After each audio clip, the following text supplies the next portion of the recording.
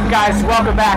I'm here at Beer, Bourbon, and Barbecue at Atlantic Station for my 3rd year going, and I'm here with Mark from Filibuster Distillery, and they had some of my favorite bourbons here today. Mark, how you doing? I'm great, thanks, Graham. Thanks for being here. Appreciate you talking to us. Absolutely. So tell me a little bit about Filibuster. So Filibuster, we started 12 years ago in downtown DC. Okay. So at that time, being in downtown DC, we thought it was good to have a name that referenced DC, so we came up with Filibuster. All right. A little bit more controversial name now, but at the time it wasn't so much. Sure.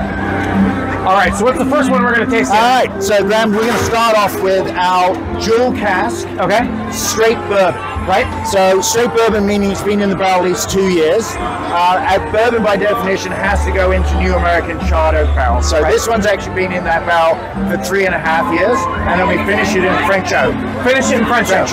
So the French oak is it's a hardwood like American oak, but it's slightly different, and we'll bring in some more vanilla and caramel notes. I get kind of that plum to stone fruit that you were talking about in the same way.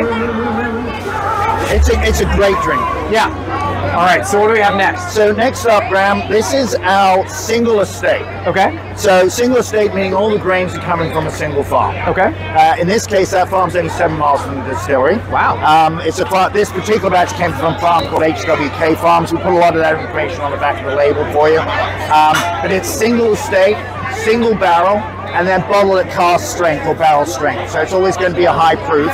In this particular case, this batch is 111 proof, but it could be 112, 115, 108. Yeah, plus or minus a little bit. Yeah, and the great thing about this, it's also a wheated bourbon. So whereas the previous one had no wheat in it, this one has a little bit of wheat in it. So wheat will give you a little bit more mouthfeel.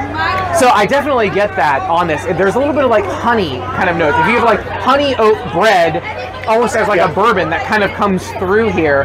Very, very smooth. You'd never know that this is at the proof that it is. All right, third up we have the rye. We have the rye. Now this is Jewel Cask rye, so similar to the very first one we talked about. It has a secondary finish in French oak cask. So what's dual oak mean? So it really that you're putting in 2 different oak casks. So some people might call it a double oak. Okay. Some people might just refer to it as a French oak finish. I get some caramels coming through on the notes. Some cinnamon. And then when I actually taste it, again, like rye bread, warm rye bread. Again, I'm getting some fruit coming through.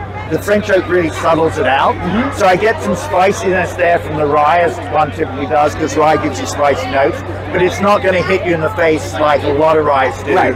Where it's right there in you. I totally agree with that, because I think that the French oak really almost brings like a wine finish. It's like a Cab Sauv kind of spiciness as opposed to a black pepper rye spiciness. This is, if you don't like rye, but you're interested in trying a rye or getting into it, this is a great place to start.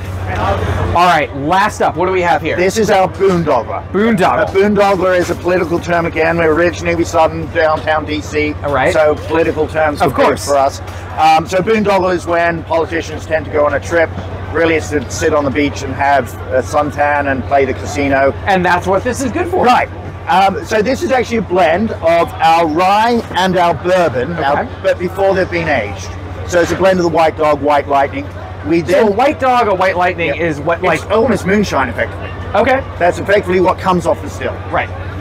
And so we blend it 50-50, and then we put it in 5 different barrels. So we're going to put it in American oak, French oak, sherry cask, Napa Cab, and Napa Pinot Noir. Excellent.